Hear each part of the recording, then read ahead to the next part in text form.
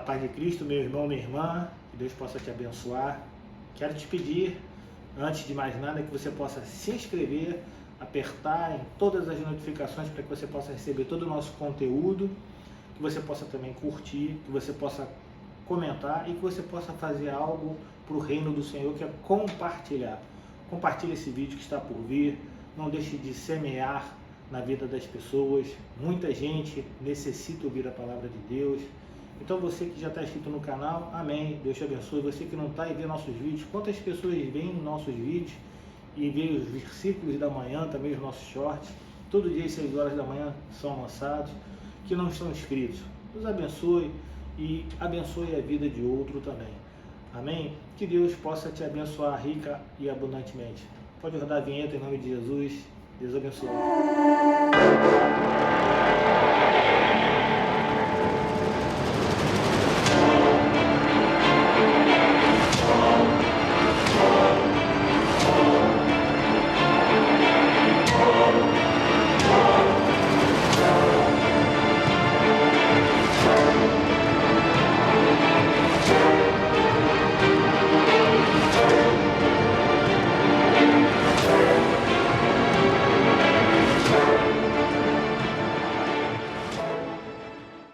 Para você ficar de pé.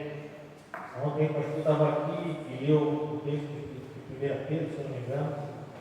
Eu quero falar também 1 Pedro, primeira carta de Pedro, capítulo 5.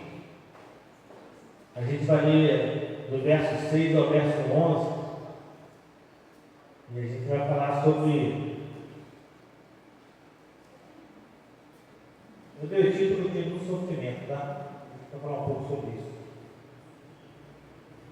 Primeiro carta de Pedro, capítulo 5, verso 6 até 11.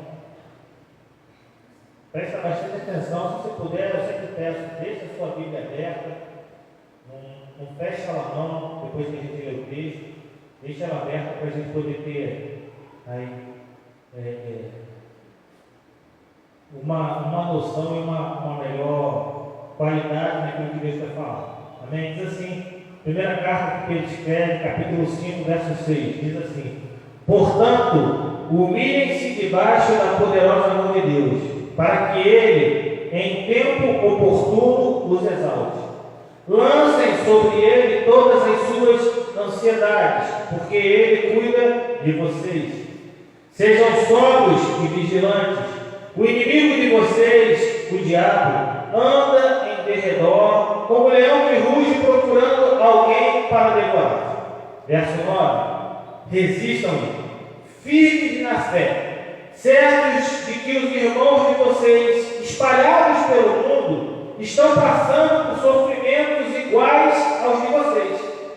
E o Deus de toda graça, que em Cristo chamou a sua eterna glória, depois de vocês terem sofrido por um pouco, Ele mesmo irá aperfeiçoar, firmar, fortificar e fundamentar vocês. Eu vou ler de novo o verso 10, tem muito a ver também com o que o pastor pegou ontem, lançado no Penhasco, mas eu vou ler de novo o verso 10, depois que a gente completa o 11 para lá. E o Deus de toda graça, que em Cristo chamou a sua eterna glória, depois de vocês terem sofrido por um pouco, Ele mesmo irá aperfeiçoar, firmar, fortificar e fundamentar vocês. A Ele seja o domínio para sempre. Amém. Senhor, dai graça, Senhor, nessa manhã de crescimento espiritual. Dai graça, Senhor, para que a gente possa, em nome de Jesus, estar alerta, Pai, à Tua palavra. Que não possamos ser desviados da nossa atenção, para que o que possa imperar sobre a nossa vida seja apenas, Senhor, a sua vontade sobre ela. Então, fala aos nossos corações, fala a cada um de nós, se conosco nessa noite, Pai.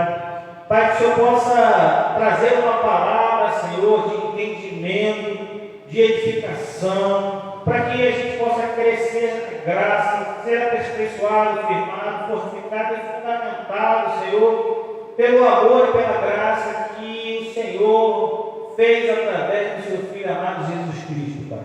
Toma minha vida também, me diminua completamente, Pai, para que o seu nome seja exaltado nessa manhã. É a oração que fazemos em nome de Cristo, que todos digam amém e amém. Podeis assentar.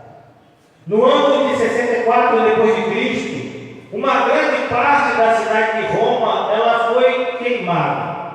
Algumas pessoas acreditavam que o imperador Nero era o responsável, porque ele estava tentando abrir espaço para seus projetos de construção. Nero foi o imperador de Roma nessa época em que a cidade de Roma ela foi queimada.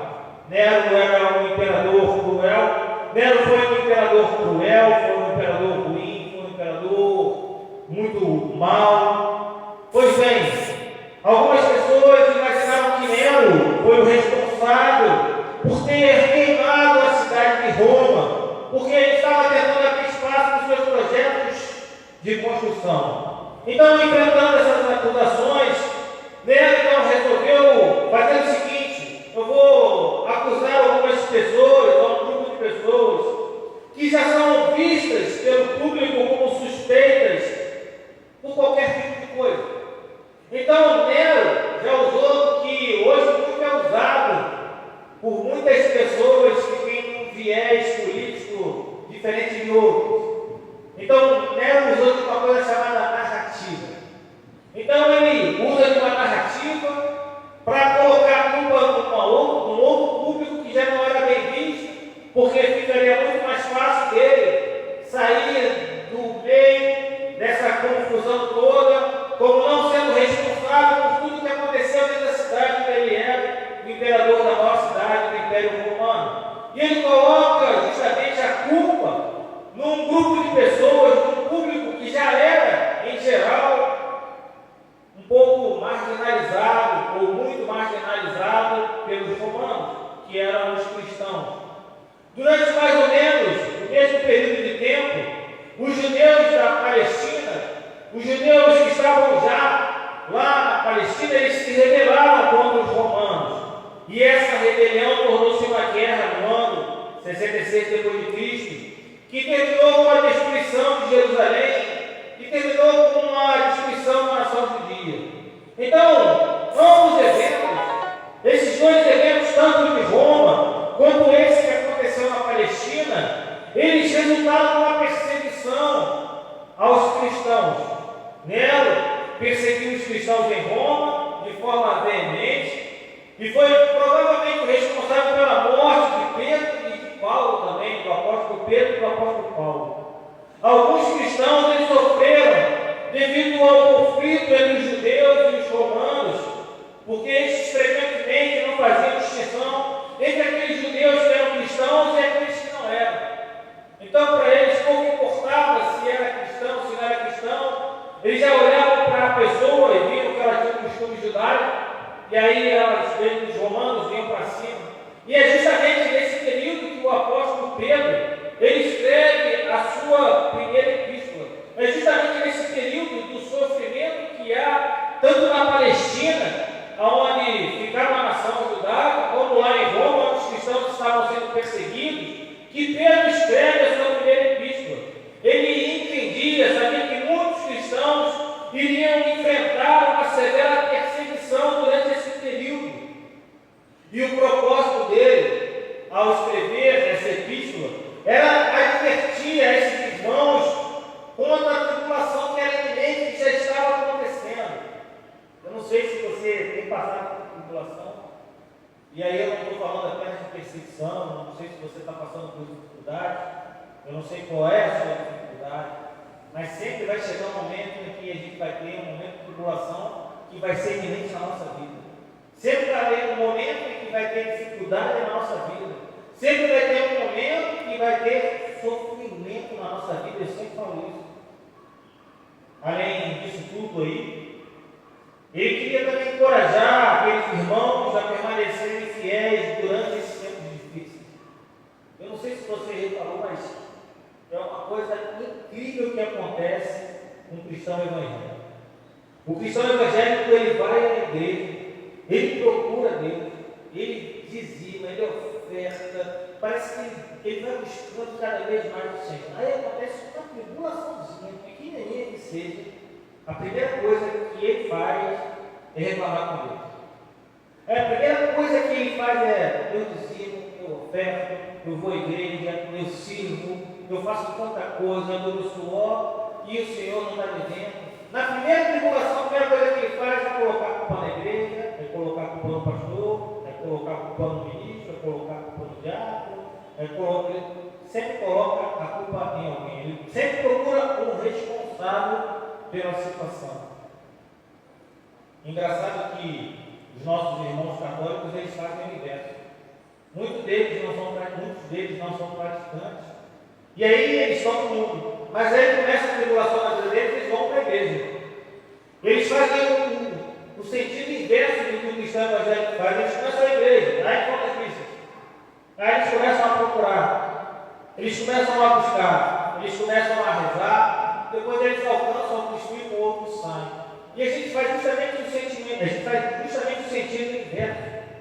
Então, o que Pedro faz? Ele quer encorajar esses irmãos, naqueles tempos que estavam difíceis, tanto na Palestina quanto lá em Roma, a ficarem fiéis na crença, porque a perseguição não era contra os judeus, não era perseguição contra qualquer grupo que não fosse o grupo dos cristãos. Então era o povo de Deus, o povo de Cristo que estava sendo perseguido.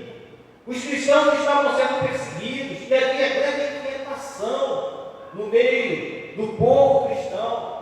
As pessoas estavam inquietas, mesmo porque, se a gente parar para pensar, a igreja estava no começo sendo estabelecida.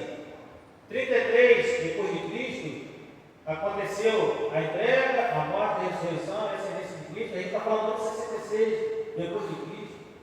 33 anos depois, pouco tempo depois, o Evangelho sendo espalhado, não havia internet, não havia transporte, não havia rádio, não havia televisão, era tudo no boca a boca. E para você ir de uma cidade para outra, ou era cavalo, ou era uma caravana de camelo, ou você ia até mesmo a pé. Então tinha essa dificuldade até na comunicação. Hoje em dia você sabe em segundos o que aconteceu na Turquia. Você soube o que aconteceu lá, no mesmo segundo que a coisa está acontecendo, no mesmo minuto isso acontece. E você tem atualização de hora em hora da quantidade de pessoas que são recolhidas, de quem conseguiu sair dos escombros, de quem não conseguiu, de quem infelizmente foi ceifado na sua vida por causa do terremoto. E a gente sabe aí, vamos orar pela Turquia, vamos orar pela Síria, e a gente aqui em Vila Maria Helena, que eles nem sabem que a gente existe. Eles nem sabem que existe um bairro onde tem aqui alguns cristãos, nem sabem que existe uma nova vida, uma igreja de nova vida, evangélicos aqui que oram pela vida deles, e a gente sabe e a gente ora. Pois bem, havia uma grande inquietação. Mortes estavam acontecendo em todo o campo, e o sofrimento daquele povo, daquele começo da igreja, estava sendo suportado. Eu imagino que Pedro, ao escrever, ele ficava pensando: eu tenho que mandar uma carta para todos os irmãos, para que eles tenham um pouco de paciência, porque o sofrimento faz parte.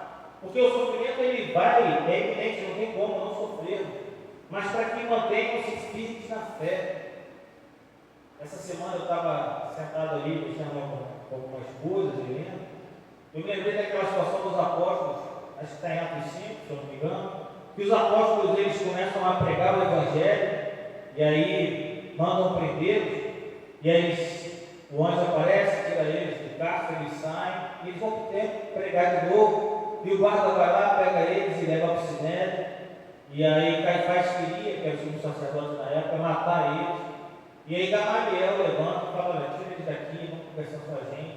E ele falou: olha, já passou fulano, cicrano, teve já um grupo aqui de pessoas X, e todos eles as pessoas achavam que era o Messias, todos eles as pessoas achavam que poderiam ser aquele a quem a gente está esperando, e acabou que essas pessoas elas morreram, esse grupo se desfez, e ele deu a opinião dele sobre os apóstolos. Ele falou: olha, se realmente eles forem, se eles não forem, isso aqui vai acabar. Se eles não forem realmente discípulos que se diz Messias, aqui mesmo não se cessa as coisas. Mas se for, e eu não esqueço isso, porque isso é tremendo, E se for de Deus, a palavra vai continuar independente de qualquer coisa.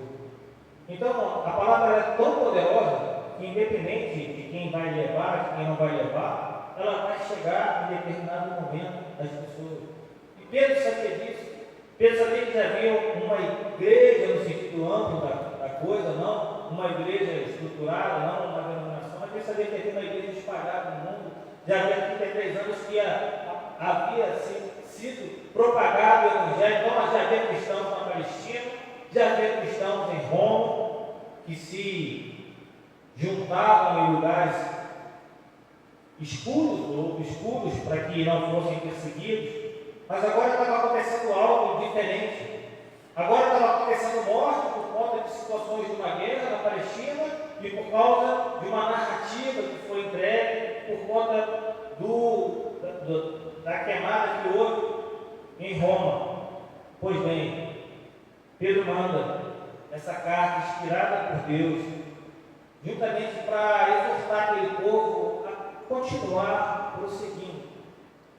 A gente às vezes se abate, às vezes a gente fica abatido, fica triste, fica cansado, parece que a coisa não anda, parece que está tudo parado. Está complicado lá em casa, está complicado no trabalho, parece que a coisa está travada. A gente tem curado para alguns, né, falar, não está amarrado, Senhor, tá? Vamos desamarrar isso aqui.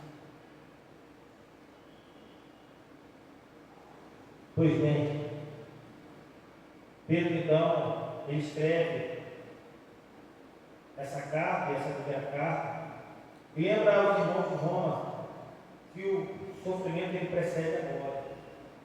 Não há glória sem sofrimento antes. Pedro dá 3 exortações aos presbíteros, porque ele escreve lá no capítulo 1 da sua carta, justamente aos presbíteros, como eles devem cumprir as responsabilidades que lhe foram confiadas. Diz lá, se você olhar lá, 1 Pedro 1, capítulo 1, ele fala que os anciãos deviam pastorear a igreja, não por obrigação, mas de forma espontânea, como Deus quer, de acordo com a vontade de Deus, em vez de fazer por qualquer motivo, algum senso de compulsão. Eles devem também fazer trabalho avidamente, não por ganância. Por fim, ele fala, olha, os presbíteros, eles deveriam servir como exemplo para a congregação e não usar o seu lugar de liderança como meio de dominar. E aí vai continuando essa primeira epístola aos seus espíritos, informando que o Supremo Pastor é Jesus Cristo. E quando ele voltar, ele vai recompensar com glória todo aquele presbítero que serviu fielmente, que ele fala lá no capítulo 1. Ele vai falando aos mais jovens, que provavelmente significa membros mais jovens da congregação, com maior probabilidade de serem obstinados, resistentes à liderança. O jovem é assim, é obstinado, ele tem resistência às vezes a ser liderado, ele não quer ser liderado. Mas ele fala que esses jovens deveriam se sujeitar aos presbíteros. Pois bem, fala que os irmãos deviam se relacionar com humildade uns com os outros. Ele cita Provérbios 3:34, que Deus resiste aos soberbos, mas dá graça aos humildes. Ele faz lembrar os irmãos que estão passando por aquele momento de sofrimento, que Deus, ele é contra os orgulhosos, mas dá seu favor àqueles que são humildes. Tem muita gente que é muito orgulhosa. Tem muita gente que no momento do sofrimento, então, parece que o orgulho bate sobre ele abaixo. Eu quero trazer você nessa manhã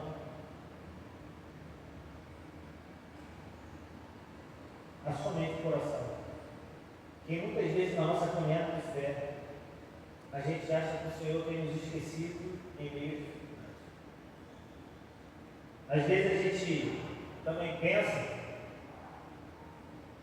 que parece que Deus não está no controle de tudo.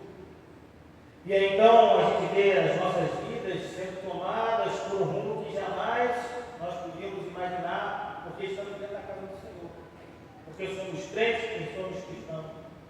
Aí a gente passa a duvidar se o Senhor tem cuidado realmente de cada um de nós. Se realmente Ele é um Deus cuidadoso. Então, diante dessa pequena introdução, eu penso que agora a gente pode discorrer sobre os versos que Pedro escreve. foi tema do texto central da nossa mensagem. Então eu quero considerar pontos importantes que Pedro escreve no texto que lemos, que podem ser um reconforto das nossas vidas em meio a esse sofrimento.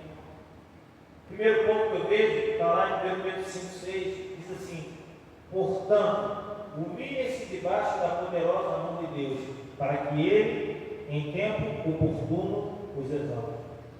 O primeiro ponto que eu vejo é que a gente, cada um de nós, a gente deve se humilhar, porque nos humilhar é a condição para sermos exaltados. A gente tem que lembrar que o povo estava sofrendo grande perseguição, humilhação, morte, mas a recomendação de Deus através de Pedro foi humilhar. Tem gente como Pedro, e Pedro sabia o que estava falando, porque quando foram pegar Jesus no Getsemane, ele pega a espada de Malco e ele arranca a orelha de Malco. Tem gente que na hora não pensa o que está fazendo, não, ou vai fazer no impulso. E logo Pedro fala isso: olha, humilhem-se. Muitas vezes no momento da aflição, a gente, eu e você, nós nos tornamos insensíveis à soberania de Deus. E aí a gente quer fazer e trazer a solução por nossa própria conta. Não, eu vou resolver isso. Meu irmão, preste atenção, se humilhe. Se humilhe diante do Senhor. Só Ele pode trazer um reconforto no momento da sua aflição. Não tente decidir sozinho o caminho para sair dessa situação. Dê o comando a Deus. Dê a Ele justamente esse problema na mão dele, que Ele vai resolver. Ele diz: dependa de mim. Reconheça a sua incapacidade. Humilhar aqui tem a mesma conotação da primeira parte do 2 Crônicas, versículo 14. Se meu povo se chama pelo meu nome, se humilhar. É a primeira coisa que é falada em 2 Crônicas 7,14. Se meu povo se chama pelo meu nome, se humilhar. É sine qua non. É condição sine qua non se humilhar. Humilhar é demonstração da ajuda divina. Deus atende um coração duro, não. Deus atende um coração contrito. Deus atende um coração fiel à sua aliança, à sua promessa. A maioria dos problemas que a gente passa são frutos das nossas decisões equivocadas. E a gente não para prestar atenção nisso. A gente acha que a gente está num lugar ruim, num caminho ruim, no meio de um furacão, porque Deus colocou a gente, e a gente às vezes para pensar, e se a gente pensar friamente, a gente vai ver que é a gente que se colocou naquela situação. Foi a gente que chegou ali naquela situação de Jonas. Jonas estava ali dentro do peixe grande, e ele começou a falar daquele peixe: olha, Senhor, me tira daqui e tal. Ele chegou ali porque ele quis, porque Deus mandou ele fazer uma coisa, ele foi fazer outra. Ele não chegou ali de graça, ele não foi Deus que colocou ele, muito pelo contrário, Deus que salvou ele.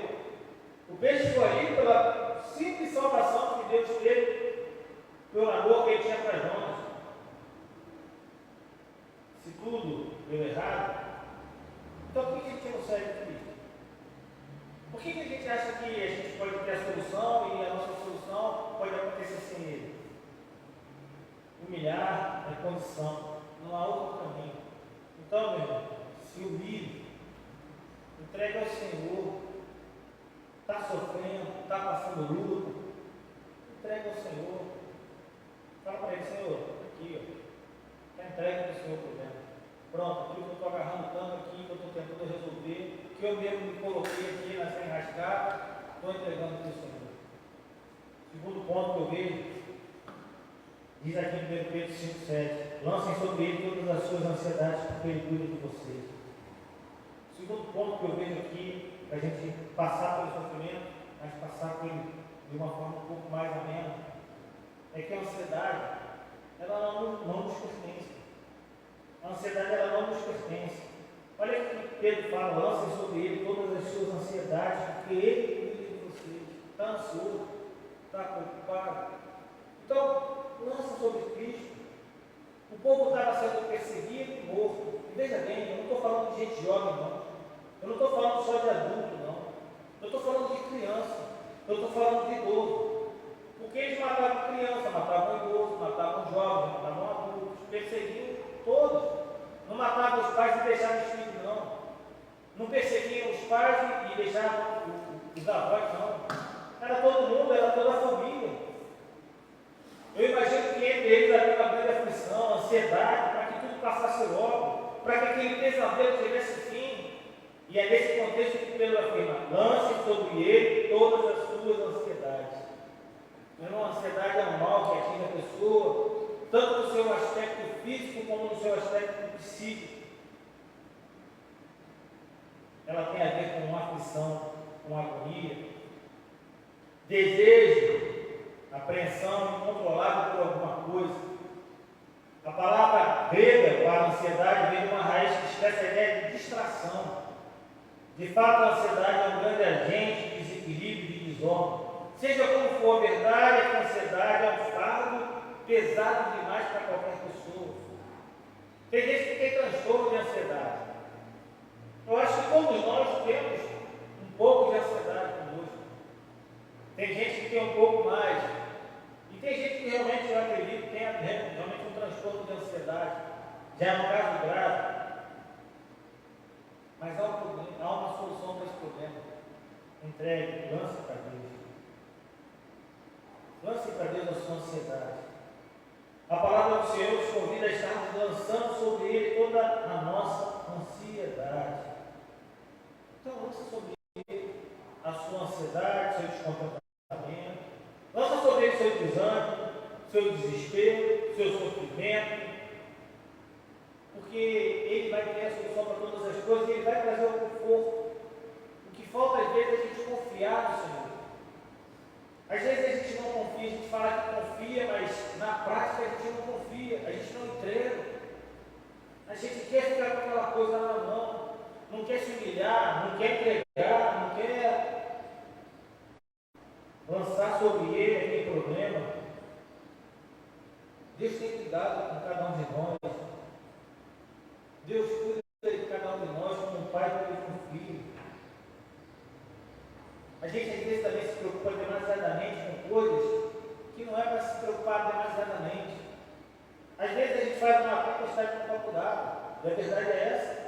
Às vezes a gente pega um pequeno problema, que é de fácil solução, e torna ele tão grande, que aquilo ali vai consumir o nosso coração. Pastor, o versículo ele é simples, ele é objetivo. A mensagem desse versículo é reconfortante. Mas é difícil, eu tenho dificuldade em saber lançar exatamente toda a minha ansiedade sobre Deus. Sabe por que a gente tem essa dificuldade? Porque a gente é egoísta. A gente é imediatista. Cada um de nós, eu me incluo isso aí toda vez que eu falo, eu me incluo também, é ansioso demais, porque é imediatista, é egoísta. A gente quer as coisas para ontem, para aqui, para agora, e tem que ser do nosso jeito. Se não for do nosso jeito, mas com Deus isso não funciona não. Com Deus esse tipo de pressão não funciona. Então a gente precisa entender que lançar sobre Ele toda a nossa ansiedade é um exercício de fé, é um exercício de humildade, é um exercício de paciência, de perseverança. Lançar é um ato sempre intencional. Exige algum esforço para que o que estivermos lançando seja de fato arremessado para longe de nós e atinja o alvo pretendido. Por isso que Pedro fala: lance. O que o apóstolo Pedro diz é que devemos arremessar, lançar as nossas ansiedades para longe de nós, porém não sobre qualquer algo, mas sobre o Senhor. Por fim, ao final deste versículo, Pedro escreve que Ele, o Senhor, cuida de nós. Então é por isso que a gente deve lançar sobre o Senhor toda a nossa ansiedade, porque Ele cuida de nós. Quando a gente lança a nossa ansiedade sobre Deus, não quer dizer que os problemas da nossa vida cotidiana eles vão cessar imediatamente. Mas você pode ter certeza que você vai ter um reconforto no seu coração. E vai ter um conforto em saber que Deus cuida de cada um de nós, ainda que os problemas persistam, ainda que os problemas continuem. Deus ele sempre cuida de cada um de nós. O sofrimento a gente tem que resistir em momentos de crise, diz lá, 1 Coríntios 5, 8, 9, sejam sóbrios e vigilantes comigo, que vocês, o diabo, andem de redor como um leão que ruge, procurando alguém para devorar. Resistam-lhe firmes na fé, certos de que os irmãos de vocês espalhados pelo mundo estão passando por sofrimentos iguais aos de vocês. Engraçado, né? Quando ele fala que resistam-lhe firmes na fé, certos de que os irmãos de vocês espalhados pelo mundo estão passando por sofrimentos iguais aos de vocês. A gente acha sempre que a gente tem um problema maior, e a gente acha que é o único que tem problema, e a gente acha que é o único em que Deus não está olhando as nossas coisas. Olha, o irmãozinho do lado, a vida dele é maravilhosa, ele está lá com a família dele, meu esposo não está aqui, minha esposa não está aqui, meu filho assim, meu filho assado. Irmão, a gente tem quase todos juntos, nós, os mesmos problemas. Se você parar para analisar, quase todos nós temos os mesmos problemas. Quase todos os mesmos problemas. O Senhor podia perfeitamente dizer para a gente ter cuidado com os perseguidores, com as armadilhas, mas a maior preocupação de Deus não é com as consequências naturais, as mortes e perseguições. A preocupação de Deus é com a eternidade, com a salvação. Por isso a gente tem que ter cuidado com as decisões que são tomadas durante uma crise. O mais importante é a eternidade. E nisso, meu irmão, todos nós estamos sendo provados. Na segunda parte do verso 9, ele escreve: certo de que os irmãos de vocês, espalhados pelo mundo, estão passando por sofrimentos iguais a vocês. Veja bem, essa afirmação não se refere às perseguições que os cristãos romanos estavam passando, mas ele está falando sobre as tentações que todo cristão passa, causada por um leão rugidor que jamais desiste de tentar devorar os filhos de Deus. Isso é todo dia. A nossa parte do momento do sofrimento é não atender a qualquer chamado de socorro. Eu vi uma luz no final do túnel, rapidamente. Irmão, Deus é o nosso refúgio e fortaleza. Socorro bem presente na tribulação. Exista, porque às vezes essa solução ela vem do nosso inimigo, porque ele está esperando uma brecha, um vacilo, um descuido, e é justamente no momento da fragilidade que ele acha essa brecha. E aí o que a gente tem que fazer? Nos blindarmos, resistirmos ao nosso inimigo.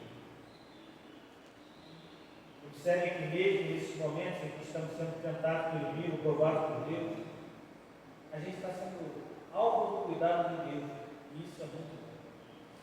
Quarto e último ponto que eu vejo nesse trecho central que a gente leu, para que a gente possa ter esse sofrimento amenizado, ou entender que esse sofrimento ele tem que ser praticado por nós de uma maneira, conforme a palavra diz, para que a gente possa passar amenamente, é que há um chamado, todo sofrimento ele é momentâneo. Você não vai sofrer por muita vida. Tenha certeza que você não vai sofrer por muita vida. Diz lá 1 Pedro 5,10. E o Deus de toda graça, que em Cristo chamou a sua eterna glória, depois de vocês terem sofrido por um pouco, Ele mesmo irá aperfeiçoar, firmar, fortificar e fundamentar você. Apesar de todas as nossas imperfeições, porque você pode achar que você é perfeitinho, mas você não é.